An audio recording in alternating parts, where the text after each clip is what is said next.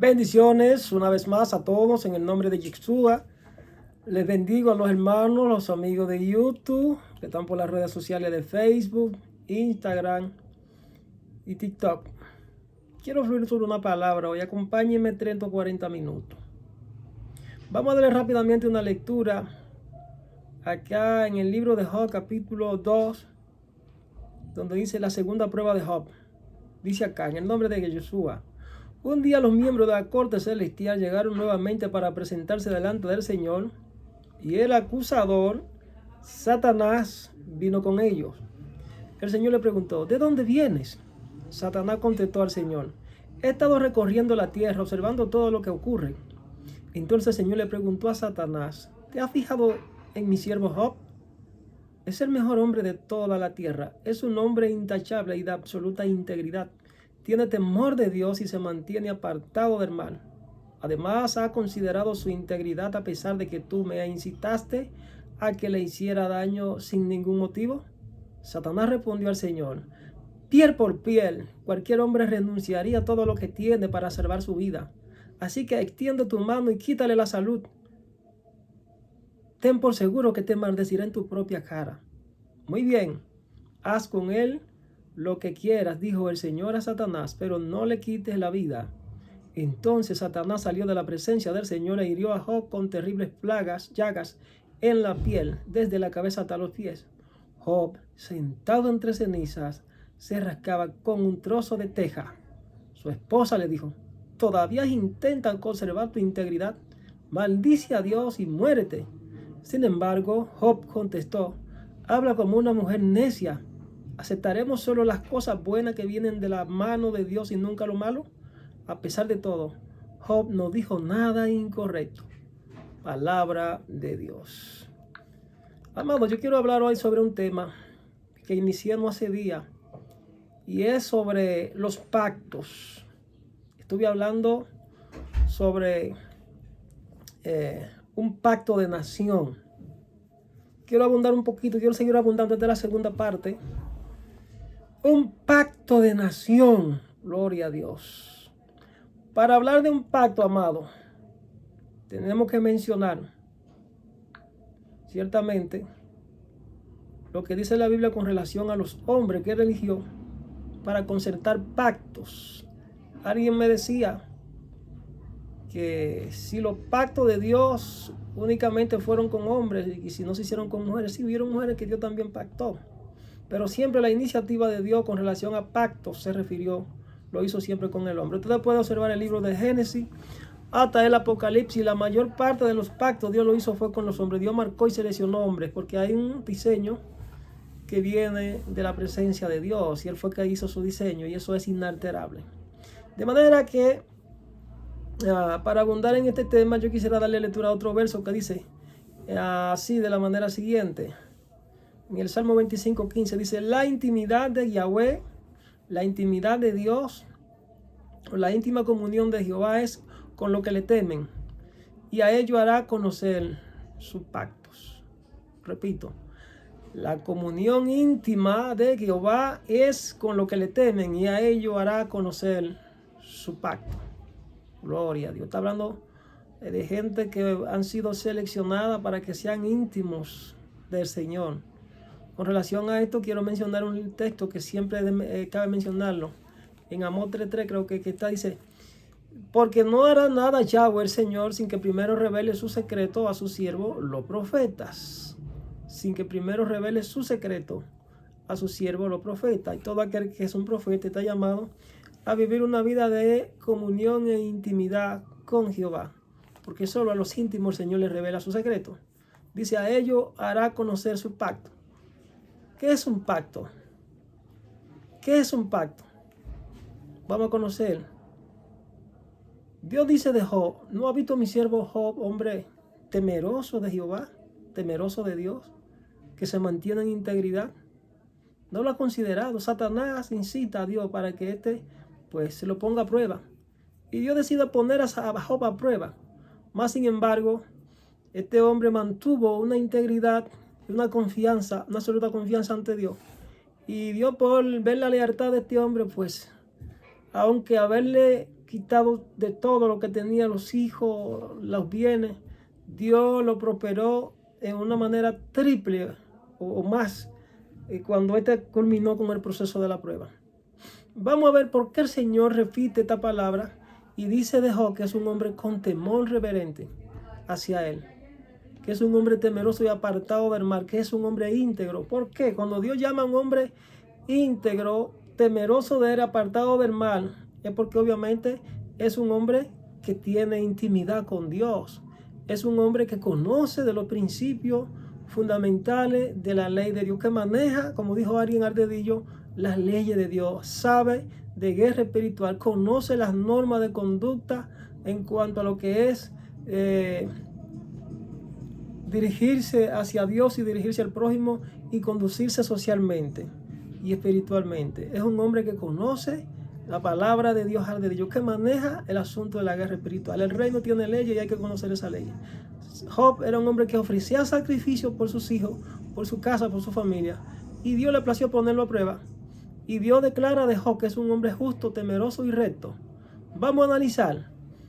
Según el Salmo 25:15, la Biblia dice que a ellos Dios le hará conocer su pacto. ¿Cuál pacto? Para hablar de pacto tenemos que referirnos al pacto davídico. Primero el pacto que Dios hizo con Adán en el huerto del Edén. Luego el pacto que Dios hizo con Noé, con Abraham, con David, con Moisés y con otros en toda la historia del desarrollo del pueblo de Israel. El pacto que Dios hizo con Israel, gloria a Dios. Entonces Dios le reveló su pacto a ellos. Dios le reveló ese acuerdo. Alguien dijo que nosotros, todos los seres humanos, tenemos un contrato social, un contrato político, un contrato espiritual antes de llegar a este plano. Fuimos diseñados mediante un acuerdo. Todas las almas tuvieron un acuerdo con Dios antes de venir a este plano. Y muchos se refieren al principio de la predestinación. Antes de que las cosas llegaran a manifestarse en este plano, ya hubieran sido pensadas en el reino de Dios, en la mente de Dios, en el corazón de Dios.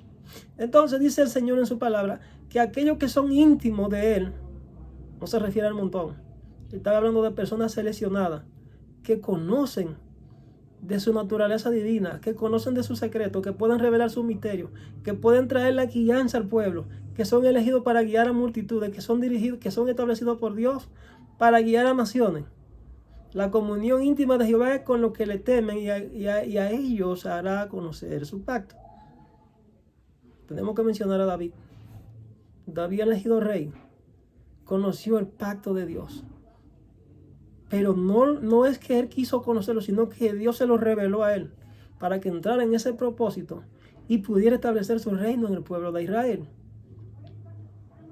Hombre justo y temeroso y apartado del mal, dice Dios de Job. ¿Qué es el temor a Jehová? Muchos confunden el temor con el miedo. Y la Biblia registra que el que teme no ha sido perfeccionado en el amor de Dios. El que teme o tiene miedo no ha sido perfeccionado en el amor de Dios. ¿Qué es el miedo? ¿Es lo mismo temor que miedo? El temor a Jehová en la Biblia es un sentimiento de reverencia y respeto hacia Dios que se manifiesta en la obediencia a sus mandamientos. Se considera un don del Espíritu Santo. El temor a Jehová se describe en la Biblia como el principio de la sabiduría, el mecanismo de defensa contra el pecado. Se describe como un sistema de alarma que previene el peligro, una forma de alejarse de las malas acciones, una forma de confrontar los comportamientos y decisiones. El temor de Jehová se diferencia del miedo humano, ya que no es un temor que paraliza o debilita. En la Biblia, la palabra de Dios se menciona el temor a Jehová en los siguientes pasajes. Si usted quiere lo puede anotar. Proverbios 1:7, Proverbios capítulo 9, versículo 10 al 18. En Isaías capítulo 11, verso 1 al 3. Y en Filipenses capítulo 2, versículos 12 al 13. Pero ¿qué es un pacto entonces? ¿Qué es un pacto entonces? Porque vamos a hablar de pacto. Y para hablar de pacto hay que mencionar el pacto desde una perspectiva escatológica, vinculándolo al plano humano, al plano literal. La autoridad, según Romanos 13, viene de Dios y es una. Y hay un tema que yo analicé mediante una conferencia que se llama la autoridad gubernamental delegada al hombre. En Romanos 13 la Biblia registra que todas las autoridades son impuestas por Dios. ¿Cómo se puede percibir eso? Cuando las autoridades humanas, los hombres, los reyes, los príncipes, los jueces y los que tienen autoridad en esta tierra fallan y nosotros no encontramos otra vía de solucionar nuestro problema y no encontramos los mecanismos legales, ni las formas, ni los tribunales, ¿dónde debemos llevar nuestra sentencia? Al tribunal celestial. Aquí hubo un juicio y Satanás se presenta ante Dios a acusar. Satanás es el acusador, a acusar a un hombre justo, temeroso y recto delante de Dios. Y ese hombre justo, temeroso y recto delante de Dios no lo dice un hombre, sino que Dios es quien hace el decreto y promulga el decreto. Dice justo, recto y temeroso. Y para que tú veas que Él no se va a doblar delante de mi presencia, lo voy a poner en tu mano, pero te voy a poner restricciones en ese acuerdo que vamos a hacer. No toques su vida porque es mío. Dice Dios de Job. ¿Qué es un pacto? Analicemos ese pacto desde una perspectiva escatológica, política, jurídica y en todo el sentido de la palabra. La Biblia dice que un pacto establecido entre hombres, una vez vinculado, una vez ratificado por Dios, nadie lo invalida. Gloria a Dios. Entonces, un pacto es un acuerdo, contrato entre Dios y la humanidad, que fue lo que Dios quiso establecer desde un principio con el pueblo de Israel. Fue lo que Dios estableció desde un principio con Adán cuando lo diseñó. Le dio, le instruyó y le reveló sus leyes. Un acuerdo verbal, no estaba escrito en piedra, ni en ningún papiro, ni en ningún escrito que humanamente pudiésemos reconocer como que en ese tiempo existía. Pero Dios tenía un pacto con Adán, porque según el Génesis Dios le reveló, Dios le habló, le estableció reglas, normas, le puso normas y reglas que él debía observar. Entonces el don de la inmortalidad también, el regalo de la inmortalidad también estaba dentro de ese contrato social, de ese contrato de Dios con el hombre, porque Dios le dijo a Adán: he aquí yo pongo delante de ti lo bueno y lo malo. Le dijo: yo pongo el árbol del bien, del conocimiento del bien, pero también el árbol del conocimiento del malo, del mal. No coma de aquel árbol, porque el día que de él coma ciertamente morirá. ¿A qué se refiere eso? Eso es un acuerdo. Y yo creo que la vida de Abraham fue probada como cabeza de creación. La vida de Adán fue probada en función de su obediencia. La vida de Abraham, el pacto fue establecido en función de una obediencia que Adán tenía que observar, que si la quebrantaba, pues entonces violaría el pacto de manera parcial o total, y una vez quebrantando el pacto, pues las maldiciones entrarían y ya no tenía lugar de permanecer con esa inmortalidad y con todos esos beneficios y con toda esa riqueza que Dios puso sobre sus manos. Nosotros somos coherederos de esas maldiciones en relación de ese pacto que Dios hizo con Adán. De manera que ese acuerdo fue violentado en el jardín, en el huerto del Edén, cuando Satanás indujo a Eva para que comiera del árbol de la fruta prohibida, y ésta indujo a su marido y los ambos comieron y quedaron expuestos al juicio de Dios. Pero esto no se queda ahí. Hay un pacto que luego Dios le da seguimiento, y Dios renueva el pacto y restaura el pacto de él con el hombre, y ahí es donde vemos la figura de Yeshua como el intermediario de ese pacto, como el abogado que viene a hablar con el Padre, que es el juez de toda la tierra, el juez, el legislador del universo. Entonces, mediante ese sacrificio de Jesús, entra Yeshua en acuerdo con el Padre, y él redime toda la creación por el sacrificio, por el derramamiento de su sangre. Ahí vemos entonces el nuevo pacto de Dios con el hombre.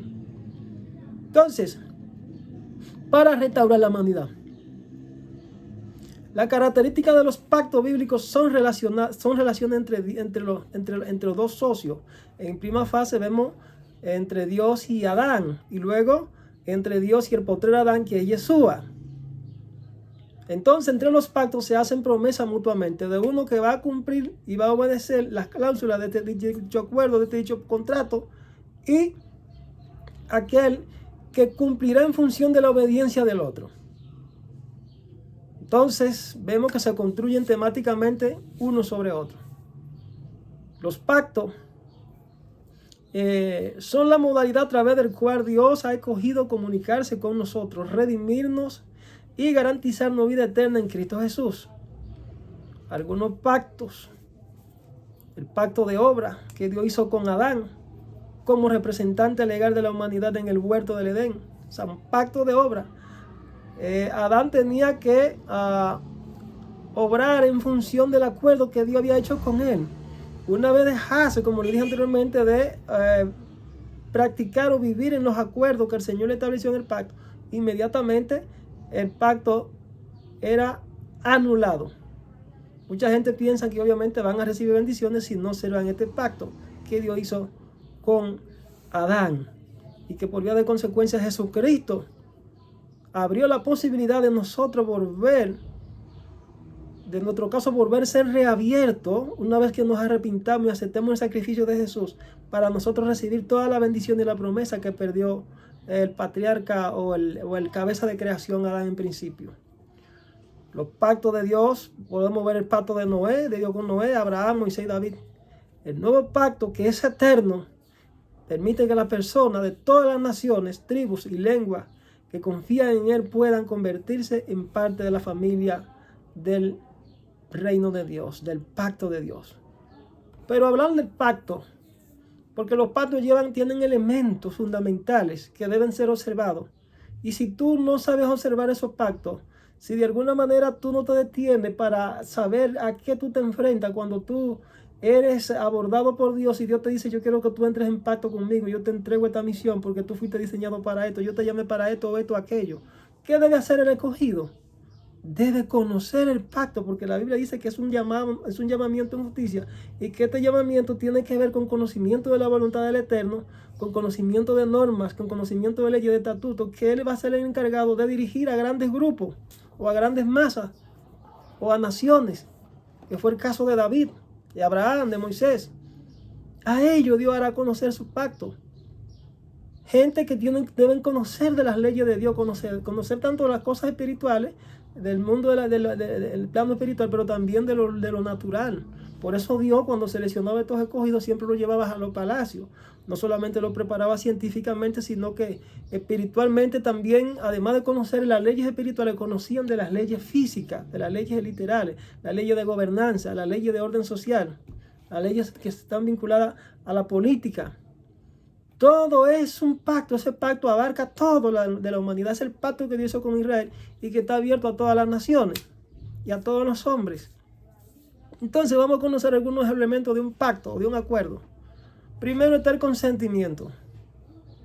Es un elemento fundamental que tú debes observar para darte cuenta si en cierta manera tú estás de acuerdo o no con un pacto. Debe tener la capacidad legal. Debe haber un objeto lícito y debe haber una causa y también una consideración. Un acuerdo es un pacto o tratado entre dos o más partes que se comprometen a cumplir con lo estipulado en el contrato. Los elementos esenciales de un acuerdo o pacto son llamados también requisitos de validez. O sea, para que un pacto sea válido, una de las dos partes debe mantenerse fiel, cumpliendo firmemente lo que se estableció o lo que se estipuló en el contrato. Para los que piensan que si no obedecen atentamente a la ley de Jehová van a tener ciertos derechos y privilegios si no cumplen con la norma. Eso es falso y se lo voy a demostrar por la Biblia. Dios hizo un acuerdo con el hombre en la tierra. Gloria a Dios. Un acuerdo o pacto es un tratado entre dos o más partes que se comprometen a cumplir con lo estipulado en el contrato. Para la redundancia, los elementos esenciales de un acuerdo o pacto son llamados también los requisitos de validez. Vamos a conocer esos requisitos de validez. ¿Cuándo los pactos son invalidados? ¿Es Dios quien lo invalida o es el hombre? ¿Quién es que lo quebranta? El hombre siempre es quien lo quebranta. Dios no quebranta su pacto porque en Dios no hay sombra de variación. Somos nosotros que nos salimos del pacto. Entonces, tenemos estos elementos para que se mantenga esa validez en el pacto y Dios asuma su compromiso de bendecirnos a nosotros en función de esa obediencia. Dice, por ejemplo, acá tenemos los primeros requisitos de forma para que esos pactos sean válidos. Primero, para que sea válido debe cumplir con ciertos requisitos como la capacidad de las partes, la ausencia de vicios del consentimiento y la manifestación del consentimiento en la forma que establecido por la ley. Aquí dice, primer principio del elemento de un contrato para que pueda ser estipulado como válido. Las partes deben tener la capacidad legal para contratar. ¿Cómo que deben tener la capacidad legal para contratar? Por ejemplo, el apóstol Pablo dijo en algún momento que mientras el niño es incapaz, no puede. No es que no debe, es que no puede. es él titular de derecho como para administrar su riqueza, porque es menor. Entonces debe ser llevado ante un consejo de familia, y este consejo de familia es quien firma haciéndose responsable hasta tanto ese niño no alcance la mayoría de edad, porque es un incapaz, no tiene la mayoría de edad. Entonces, para muchos hijos de Dios, entrar en ese pacto, deben de entender que tienen que salir de una condición de niños espirituales. Como dice el apóstol Pablo, que emplea el alimento para traer una figura retórica de interpretación, como la metáfora, diciendo que el alimento sólido es para aquellos que han alcanzado la madurez en el ejercicio del don. No así, aquellos que no han alcanzado la madurez, no se le puede dar alimento sólido, sino que tienen necesidad de leche, hablándose de los entendimientos, el conocimiento, la revelación y la doctrina, que son esenciales para el crecimiento y la madurez posterior del creyente. Entonces aquí habla de la capacidad de las partes, la capacidad que debe tener el creyente para poder administrar los recursos del Padre, a quienes han alcanzado la madurez por el llamado, por el acuerdo que hay entre Dios y ellos. Son aquellos a quienes Dios les reveló el pacto, y estos a su vez reciben la promesa y son una especie como de los mayordomos, los hijos primogénitos. El primogénito de primogénito es Cristo, pero hay otros primogénitos que Dios escoge para repartir riqueza, y por eso hablamos de los pactos, de los hombres que Dios cogió para establecer su pacto en naciones, ¿verdad? Y por vía de consecuencia en la iglesia. Aquí tenemos, la parte deben tener capacidad legal para contratar. ¿Cuál es la capacidad legal que debe tener un creyente? Estoy extrapolando los términos jurídicos a los aspectos espirituales para que ustedes me entiendan que de nada se diferencia. La parte deben tener la capacidad legal para contratar. En nuestro país, la capacidad legal implica tener 18 años mínimo. Mientras un niño no cumple la mayoría de edad, no puede ser llamado adulto mediante la ley y no tiene la capacidad para administrar su riqueza, sino que el consejo de familia es quien dirige y administra los recursos de este. Aun siendo heredero, no tiene la capacidad para administrarlo. Significa de que debe esperar un tiempo, prepararse, crecer, madurar y prepararse en todo el sentido de la palabra para que pueda administrar lo que el Padre le tiene guardado, porque es un incapaz. Pablo habla de esa parte. Primer elemento del contrato. También tiene que apelar. No es que yo tenga una herencia y porque el primogénito la peleó por mí y él es el heredero de todo, yo soy coheredero con él, no por ello yo tengo ese derecho en prima fase de que yo tengo ese derecho legal de entrar y requerir y pedir mi herencia. No. Conocemos la historia del joven que pidió a su padre la herencia y fue y botó todo lo que tenía, ¿verdad? Y se descarrió, y de por allá se dio cuenta que había perdido todo y dijo: volveré a mi casa de donde salí. Quisiera que cuando yo llegara a mi casa me pusieran como uno de esos jornaleros en cual yo estoy aquí ahora comiendo algarroba, porque él pidió su herencia antes de tiempo. Hay gente queriendo que Dios le entregue herencia, que Dios le entregue riqueza antes de tiempo, y Dios lo que está pidiendo es, y le dice en esta hora, tiene primero que tener la capacidad de administrar, tiene que madurar y tiene que crecer. Espera tu tiempo. Gloria a Dios. Para que ese contrato que yo quiero establecer contigo tenga una validez, tú tienes que aprender a esperar el tiempo para yo poder bendecirte, porque hasta tanto no te prepares, no tenga la capacidad administrativa, no te puedo entregar riqueza, no te puedo entregar bienes, porque no tienes todavía la capacidad. Pues ahí se establece entonces otro principio que dice, una oración que hizo alguien, creo que fue Salomón: no me dé riqueza, pero tampoco me dé pobreza. El salmista.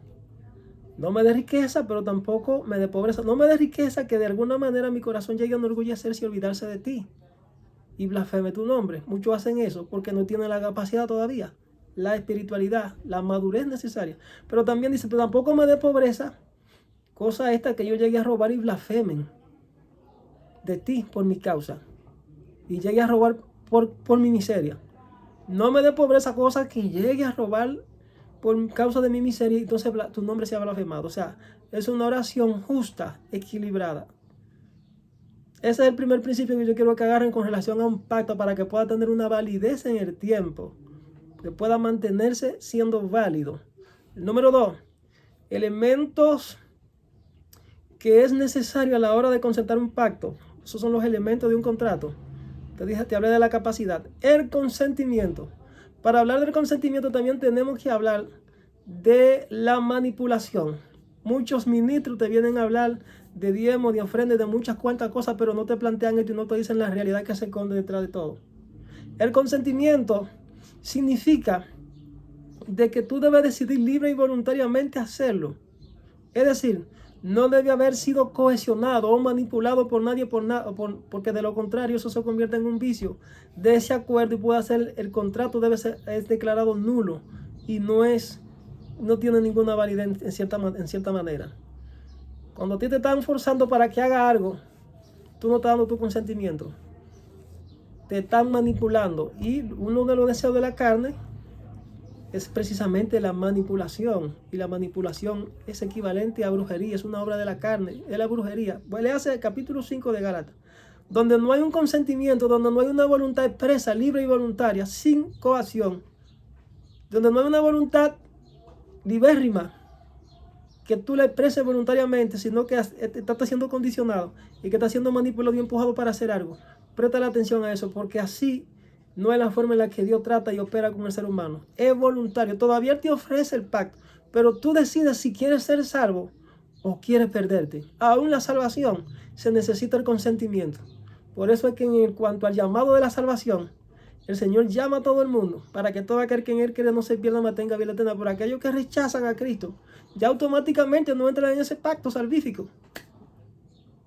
Y si de pacto salvífico se trata con relación a su alma, ¿qué no sería con todas las demás promesas? El consentimiento es fundamental a la hora de concertar el pacto. Tú debes hacerlo, declararlo a voz audible. Por eso es que cuando tú vienes a la iglesia, cuando el Señor te llama, dice aquí: yo estoy a la puerta y te estoy llamando. Si tú oyes mi voz, si tú abres la puerta de tu corazón, yo entraré contigo, yo cenaré contigo y tú conmigo. Y entonces yo te limpiaré y te santificaré. Es un acuerdo que tú haces con el Padre, de volver a su presencia. Es un proceso en el que Dios te redime, la sangre de Jesucristo te limpia y tu nombre es inscrito en el libro de la vida. Y ya tú no has pasado de un reino de la tiniebla al reino de la luz. Es trasladado, mudado de una condición de muerte a una condición de vida. Entonces el consentimiento es esencial para que ese pacto pueda tener validez. No es como hacen muchos predicadores que están haciendo el llamado a los espectadores y ellos lo están forzando.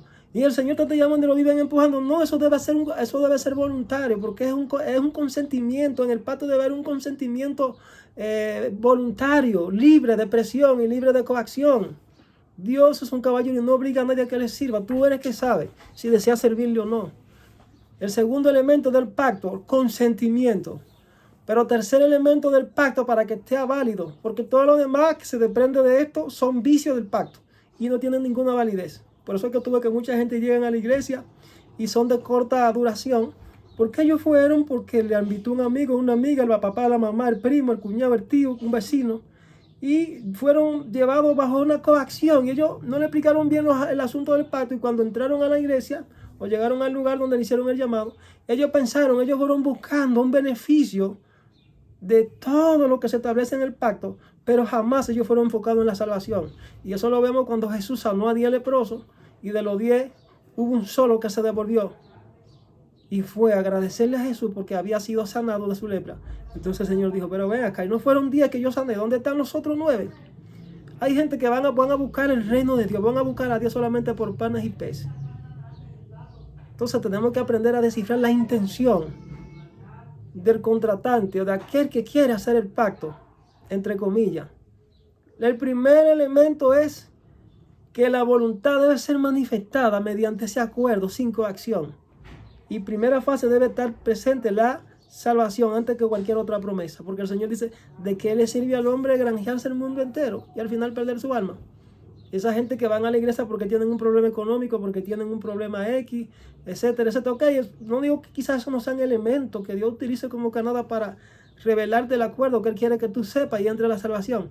Pero primero es la salvación antes de cualquier otra cosa. Buscad primeramente el reino de Dios y su justicia. A eso se refería Jesús cuando hablaba de la justicia. La justicia, obviamente, está representada por jueces, por magistrados, por gente con la experiencia, gente con la pericia, capaz de descifrar los misterios de Dios para aplicárselo al pueblo y ayudarlo a entrar en el gobierno. La justicia de Dios es un brazo que está enmarcado en que el hombre sea justo, que conozca la justicia de Dios, que conozca la forma de cómo conducirse socialmente y espiritualmente para que pueda ser salvo y pueda tener derecho a otros privilegios que el Señor, aparte de la salvación, le brinda. Entonces el consentimiento es esencial para eso. El tercer elemento del contrato es el objeto.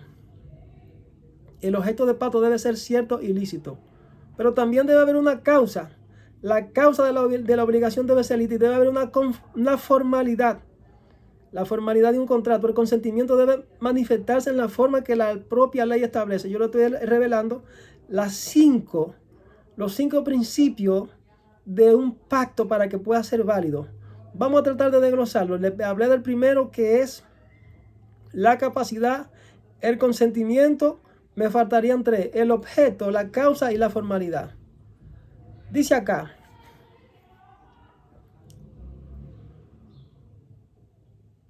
tengo aquí en mis notas, escuchen esto.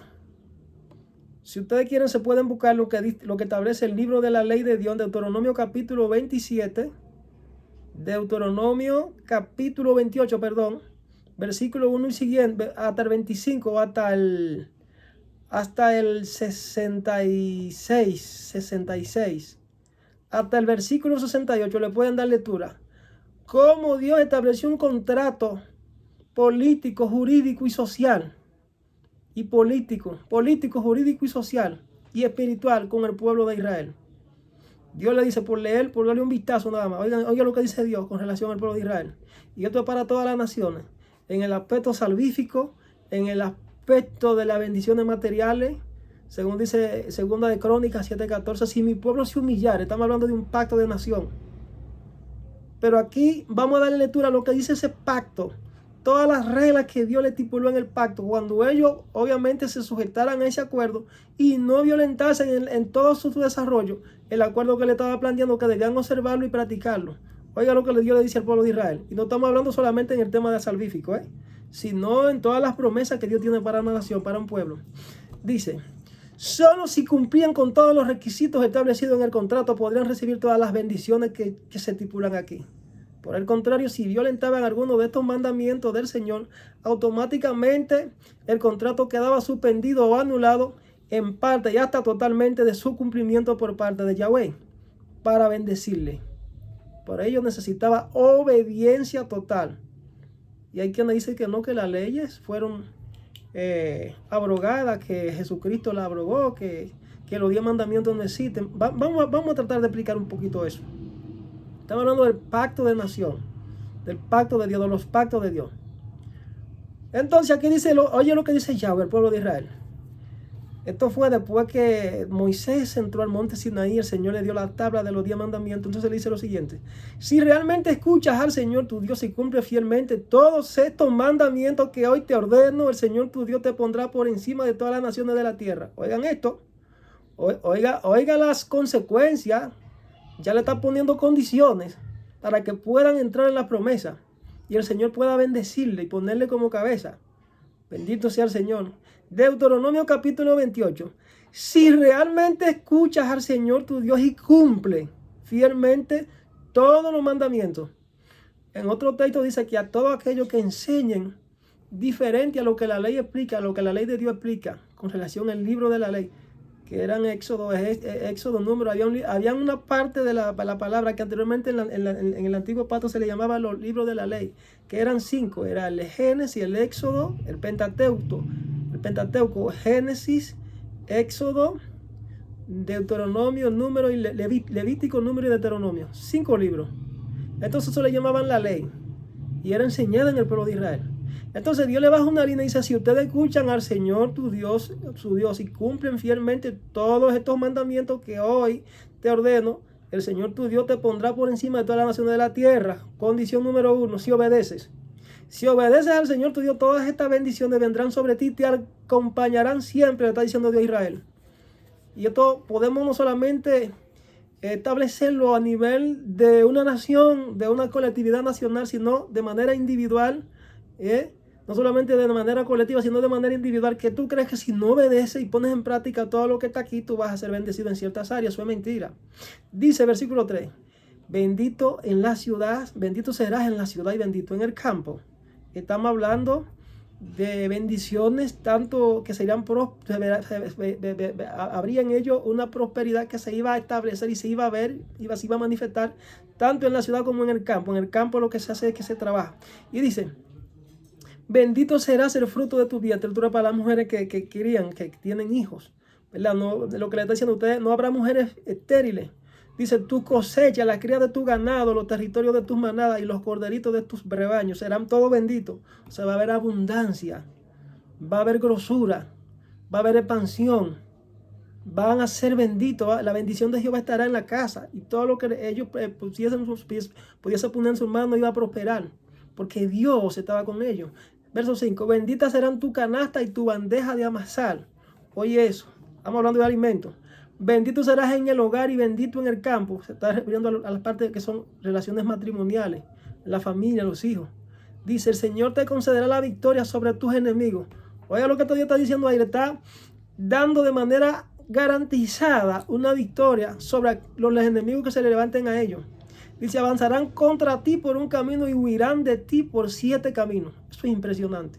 Dice 8. El Señor bendecirá tus graneros y todo el trabajo de tus manos. El Señor tu Dios te bendecirá en la tierra que te ha dado. El Señor te establecerá como su pueblo santo conforme a su juramento.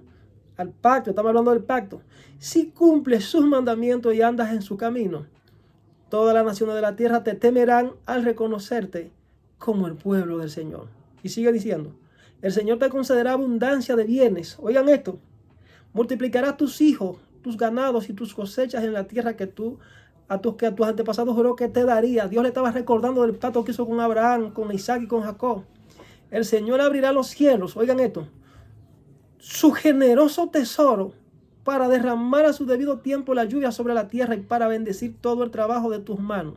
Estaba diciendo, los cielos no serán cerrados, habrá lluvia y la tierra va a dar fruto de manera permanente porque yo lo bendeciré a ustedes.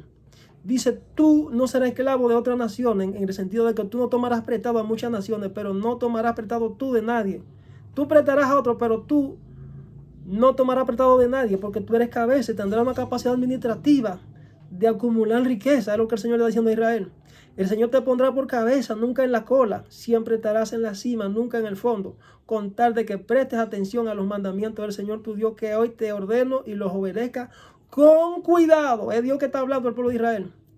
Dice, jamás te apartes ni a la derecha ni a la izquierda de ninguna de las palabras que hoy te ordeno para que seguir y servir a otros dioses. Ojo, ellos tenían que permanecer, vivir una vida en integridad, sin divorciarse de la presencia de Dios, de sus mandamientos, de sus decretos, de sus principios. Debían observar eso y vivirlo. Porque inmediatamente ellos quebrantaran esos principios, inmediatamente ellos ya estaban sirviendo a otros dioses que no era el Dios de ellos. Y a partir del verso 15 aquí también comienza a decirle, pero oigan lo que yo les digo, no solamente le estoy decretando lo que son las bendiciones que van a venir sobre ustedes, pero oigan la advertencia, si ustedes no me obedecen, que si ustedes no obedecen al Señor su Dios ni cumplen fielmente todos los mandamientos y estatutos que hoy te ordeno, vendrán sobre ti y te alcanzarán todas estas maldiciones. De Jehová proviene la bendición y la maldición para los que dicen que no. Dios levanta a las autoridades espirituales, a las autoridades políticas y en todo el sentido de la palabra para decretar su palabra, para establecer su juicio.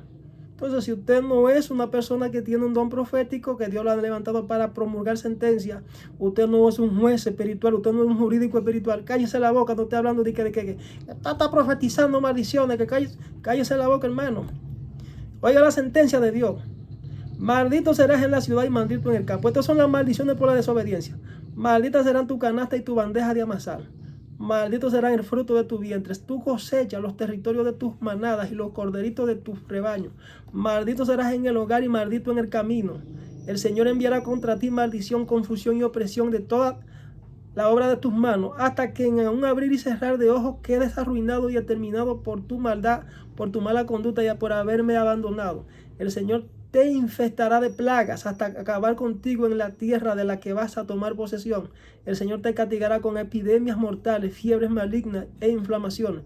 con calor sofocante y sequía, y con plagas pestes sobre tus cultivos. Te hostigarás hasta que perezca.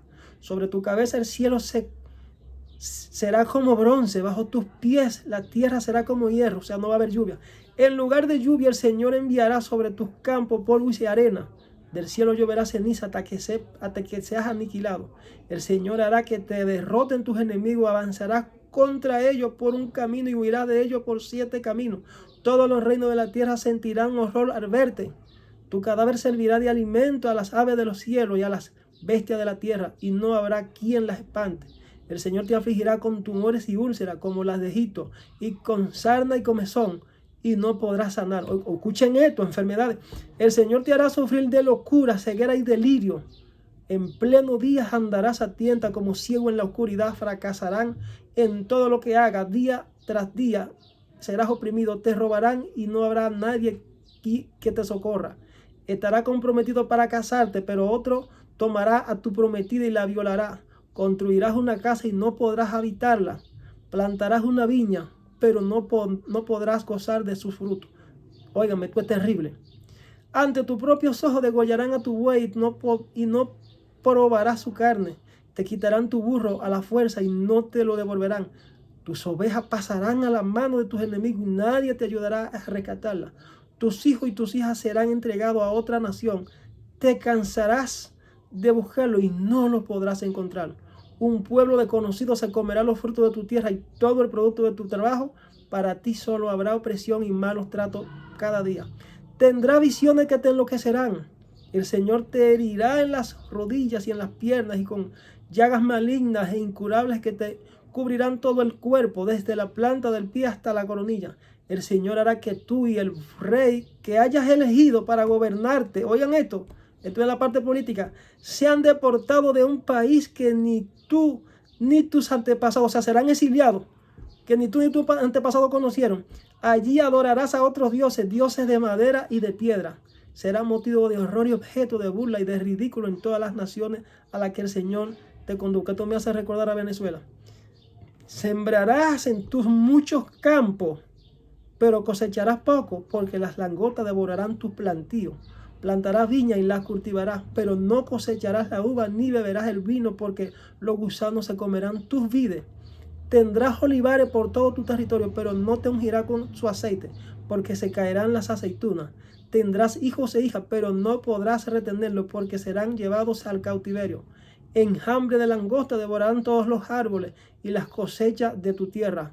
Los extranjeros que vivan contigo alcanzarán cada vez más poder sobre ti. Oigan esto. O sea, el extranjero va a prosperar, más sin embargo tú estarás en miseria. Mientras que tú te irás hundiendo más y más. Ellos serán tus acreedores y tú serás su deudor. Ellos irán a la cabeza y tú irás a la cola. Todas estas maldiciones caerán sobre ti, te perseguirán y te alcanzarán hasta destruirte, porque desobedeciste al Señor tu Dios y no cumpliste sus mandamientos y estatutos que te ordeno. Ellos serán por señal y advertencia permanente para ti, para tus descendientes, pues no serviste al Señor tu Dios con gozo y alegría cuando tenías de todo en abundancia. Vamos a dejarlo ahí. Le leí parte del decreto, del contrato que Dios hizo con Israel. Y el contrato que Dios hace de manera colectiva, de manera social, de manera política y de manera jurídica, porque es un reino de leyes, de manera individual contigo personalmente, a ti hermano que me está viendo. Gloria, ¿tú crees que si tú no obedeces la ley de Jehová, tú vas a alcanzar bendición? Vamos a seguir observando los 3 elementos del contrato para que tú te des cuenta de qué se trata un contrato, un pacto de Dios contigo. A nivel general, un pacto de nación y un pacto colectivo y un pacto entre dos. Un pacto puede tener varias personas, pero también puede ser de tú y 2 personas. En este caso, de tú con Dios. Si tú no te pones de acuerdo con Dios, si no te pones de acuerdo con tu prójimo, no puedes entrar en ese pacto. Dios espera que nosotros como seres humanos, como hombres, nos pongamos de acuerdo para que podamos alcanzar las bendiciones de Él. Vamos a analizar los 3 elementos del pacto, del acuerdo, para que puedan ser válidos delante de la presencia de Dios. Te hablé de la capacidad, te hablé del elemento de la La capacidad, ahora falta tratar el elemento de la causa. Te hablé de la causa lícita. Vamos a hablar de la causa lícita y el objeto. La capacidad legal. Le hablé de la capacidad legal. El consentimiento. Vamos a mencionar el consentimiento. El consentimiento es la manifestación de la voluntad de una persona para vincularse jurídicamente. Puede ser expreso o tácito. El consentimiento es el elemento esencial de un contrato. Para ser válido debe ser libre, expreso o informado. Tú debes conocer la ley de Dios, hermano, para poder tener conocimiento de cuál es el pacto que Dios tiene de Dios con el hombre. ¿Qué es lo que Dios quiere entregarte? El consentimiento. La persona que da su consentimiento debe tener la capacidad mental suficiente. Por eso es que tú ves, cuando una persona está en estado de demencia o de locura, no tiene la capacidad para contratar.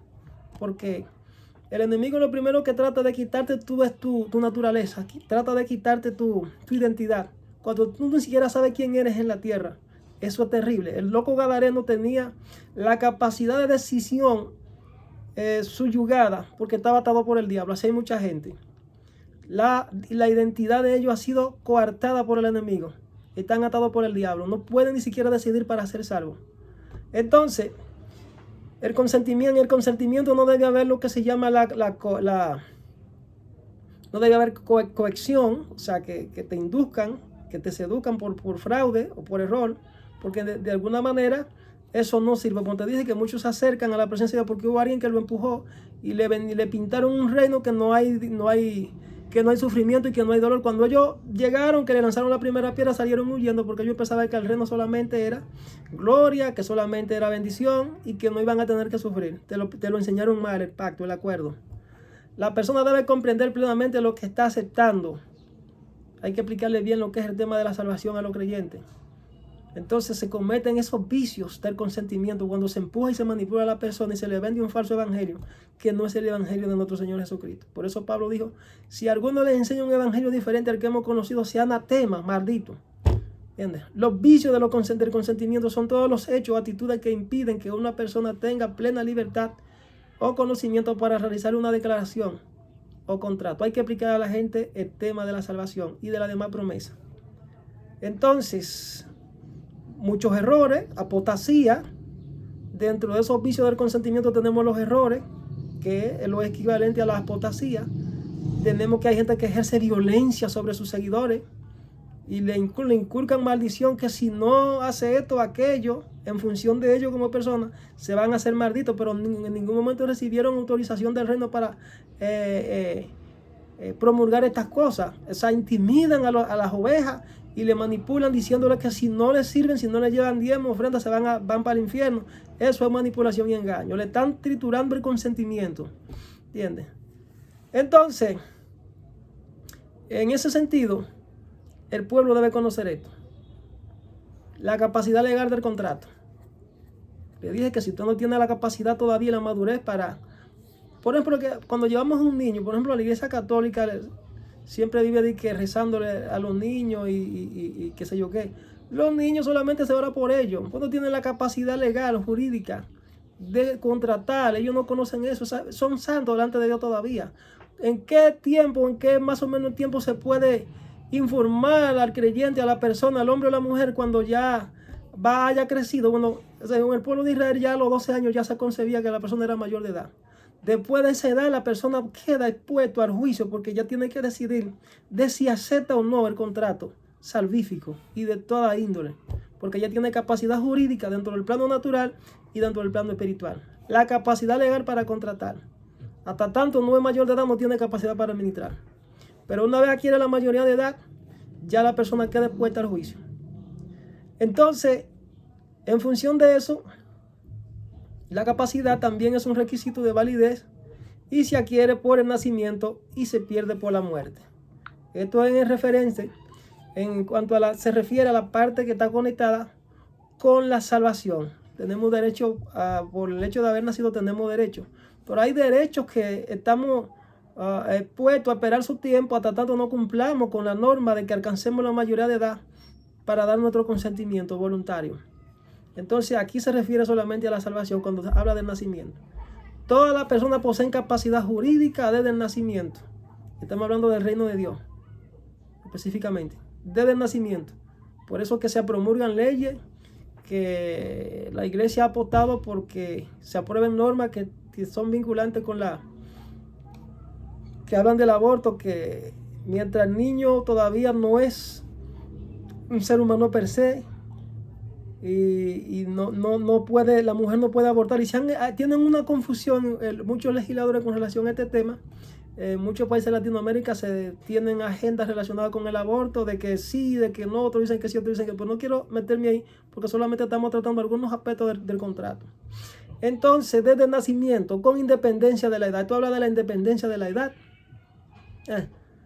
Todas las personas poseen capacidad jurídica desde el nacimiento, con independencia de la edad. Esto independientemente de la edad, del estado civil o de su salud mental y física. Si tú posees cualidades, si tú posees las facultades físicas, mentales y políticas, pues ya tú tienes ciertos derechos y obligaciones al cual tú debes responder.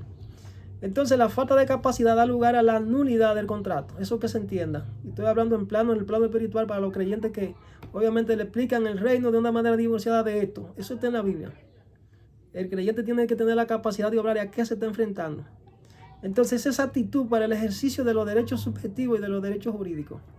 La capacidad de obrar plena se presume. Entonces, la falta o la restricción de capacidad ha de ser acreditada de modo evidente y completo. Ahí está. El objeto. Estamos culminando.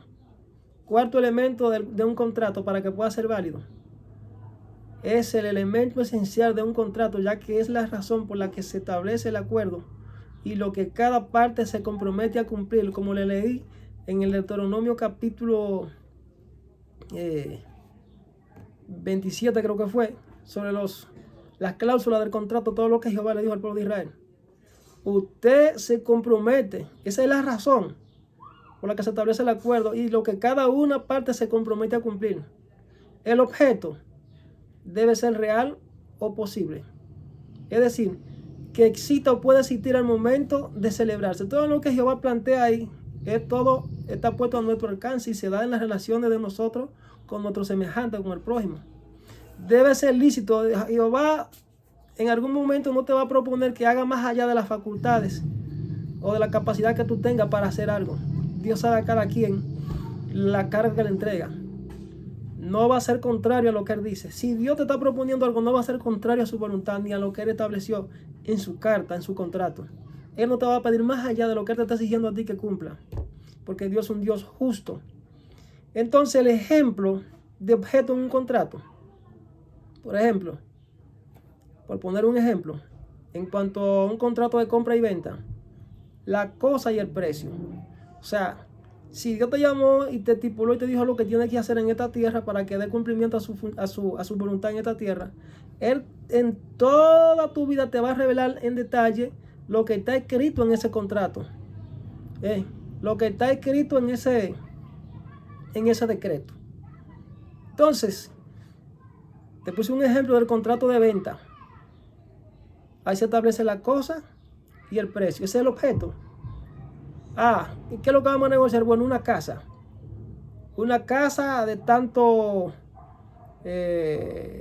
niveles, un apartamento, mide tanto, está pintada de qué sé yo qué, tiene tantas habitaciones, tanto baño, tiene parqueo y el precio es tanto. Debe estar, o sea, tú debes estar consciente de qué es lo que el Señor te está entregando, cuál es el precio que tú tienes que pagar para poder alcanzar esa promesa. El contrato es un mandato. Es un mandato del Señor. Si tú no lo cumples y violas eso, y tú no siquiera, hay gente que tienen llamado y no saben ni siquiera qué es lo que tienen que hacer, ni qué es lo que deben de desarrollar. No tienen ni siquiera la agenda, no tienen ni siquiera el diseño de aquello que Dios le está entregando para que accionen en base a su voluntad y que son parte del contrato que Dios le hizo cuando lo llamó. Dios revela en detalle lo que te está entregando en el contrato, en el decreto, para que lo pueda cumplir. Y es necesario que ore para esto. Entonces vemos el objeto. El objeto debe ser esencial y tú debes conocerlo. Debe conocer el precio que debe de pagar y en detalle de todo lo que debe de hacer para que pueda manifestar lo que está escrito en el contrato. Dice aquí el quinto elemento del contrato, la causa de una obligación. La causa de una obligación. La causa de una obligación es el motivo o propósito por el cual se establece el acuerdo. Es el fin que se persigue en el negocio entre dos o más personas. El propósito, el motivo.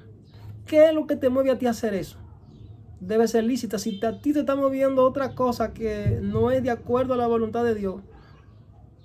Y le voy a poner un ejemplo.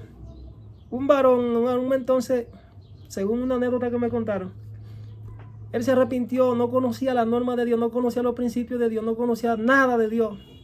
Pero el hombre quería hacer un negocio. Y al hacer el negocio, él estaba desesperado, ansioso, frustrado, porque tenía deuda, no tenía trabajo y de repente él fue y jugó una lotería, unos números, y se lo sacó. Y él fue celebrando y le dijo a su pastor, creo que fue, varón, yo vine a traer el diezmo porque me saqué, varón, un palé de tanto. Wow, como el pastor también era ignorante y no conocía lo que es el acuerdo, la regla del acuerdo, que no deben ser bajo causa ilícita, sino lícita, que deben tener el elemento de la esperanza en Dios, deben tener el elemento de la confianza, de la perseverancia, de la persistencia, y no debe ser divorciado a la verdadera adoración, porque no todo lo que Dios te da, lo que tú crees que Dios que te lo da no es Dios, sino que usted se abrió una puerta y usted utilizó una causa ilícita para tener esa supuesta bendición. Entonces eso no tiene ninguna validez en el contrato, en el acuerdo que tú hiciste con Dios. Y dice, el varón, me saqué, compré mi vehículo y voy a negociar. Pero el pastor aceptó la bonanza, porque hay mucha gente que recibe la fuente de ingreso y las donaciones de donde venga. A ellos no le importa. Si es el narco, tráigala. Si es de donde venga, no importa, tráigamela. Son gente que tienen problemas, no conocen el acuerdo, o ya se están haciendo los chivos locos, pero las ofrendas contaminadas ellos las reciben donde sea. Y de repente el varón va y vuelve y juega de nuevo. Cuando vuelve y juega de nuevo se saca. Y agarró y llenó la camioneta de venta de productos y fue y salió a vender. ¿Usted cree que ese hermano estaba, la causa que lo estaba moviendo, el motivo que lo estaba moviendo era jugar ese número, era correcto ante la voluntad de Dios? Usted entiende que jugar la lotería, apelar al loto, a cualquier forma de ganancia, es correcto cuando la Biblia no promueve eso de la codicia. Al contrario, la codicia condenada.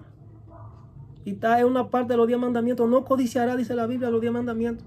Ese varón lo que lo movió a hacer eso fue la ansiedad, porque él quería salir de un impasse por causa de una deuda. Entonces utilizó el mecanismo ilegal, una causa ilícita dentro del plano espiritual y que no es avalada por la Biblia, porque eso responde a lo que se llama poner mesa para la fortuna. Eso es juego de azar y no es de Dios. Eso es una causa ilícita y en parte del contrato. Usted debe conocer eso, usted es evangélico, para que deje de estar jugando, para que deje de estar haciendo cosas que no le agradan a Dios. Entonces ya están los 5 elementos del contrato. La formalidad del contrato, al hacer eso, fue violentada. Esa es la formalidad de un contrato en el plano natural y también en el plano espiritual, si usted no lo sabía.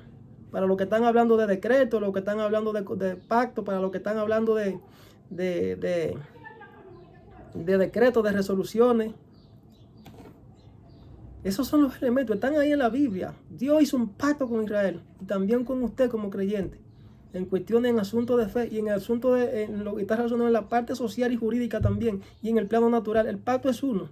Entonces la formalidad de un contrato es el modo en que se debe manifestar el consentimiento de las partes para que el contrato sea válido. Inmediatamente usted hizo eso, ya quebrantó una cláusula del contrato. Y es por eso que tú ves que muchos creyentes cuando van a la presencia son reprendidos por el Señor. Cometiste tal infracción, hiciste esto y dijiste que fui yo. O sea, que te entregué tal bendición, no fui yo, fue el enemigo.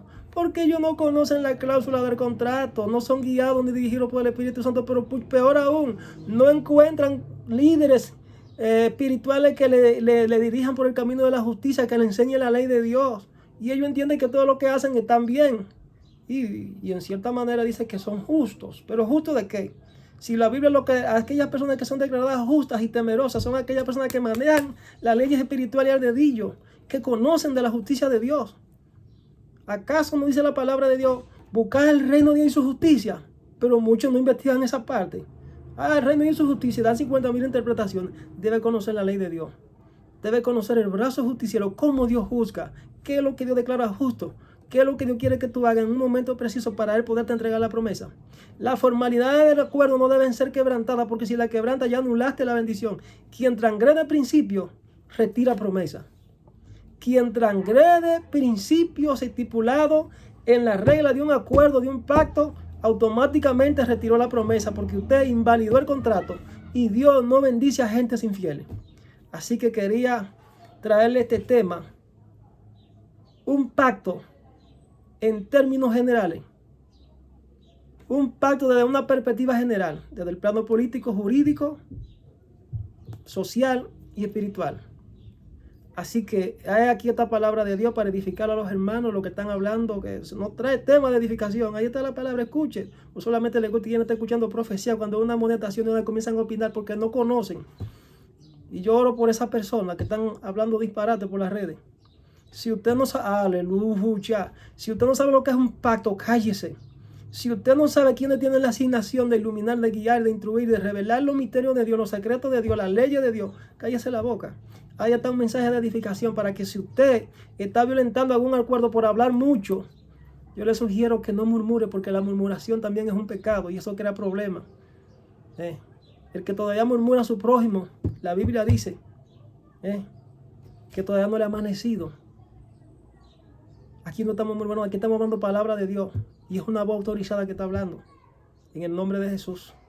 Así que mi oración es que usted se arrepienta, que pueda prestar atención a este mensaje de edificación y que pueda arrepentirse para que pueda el Señor entregarle la promesa según el pacto que era hecho con todo el mundo en función de lo que dice San Juan 3:16, porque de tal manera amó, entregó Dios a su único hijo, a Yeshua, el Mesías, como una ovejita en el matadero, para ser sacrificada y derramada su sangre, para que todo aquel que en él cree no se pierda, mas tenga vida eterna. Ahí está el contrato salvífico, el contrato de Dios con toda la raza humana a través de Cristo para redimirnos, para traernos de nuevo a su presencia.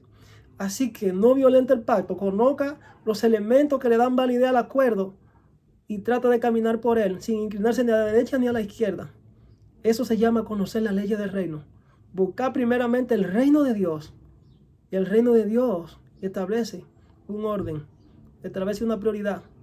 Y su justicia implica, sin inclinarse ni a la derecha ni a la izquierda en la balanza, sino caminar en rectitud, como Dios le dijo, habló en cuanto al siervo Job.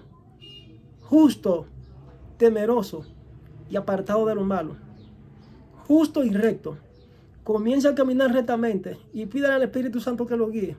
Que si usted está cometiendo algún pecado y no está siendo tan santo como usted mismo piensa que usted, comienza a escudriñar la ley de Dios y escuche mensajes como estos y le serán de bendición. Así que Dios te bendiga y será hasta una próxima. Shalom.